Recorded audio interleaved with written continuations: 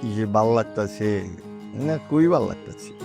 আমার লাগে কি জানেন, এই অত্র লক্ষ্মী বাজারে আপনার মতো লক্ষ্মী মেয়ে আরেকটা নাকি। আর পুরান ঢাকায় আমার মতো দিলের মানুষ আর একটা খুঁজে পাইবেন না। দিলটা মেলা বড়, ভিতরে অনেক জায়গা, খালি একটা মানুষে আর দখল লনের অপেক্ষা। দখলটা লালন করতেছি, আচ্ছা রয়ে গেলে কিন্তু পস্তাইবেন। সঠিক সময় আসুক, তখন বোঝা যাব। আম্মা জানবি কয় যে সবুরের ফল বলে মিঠা হয়।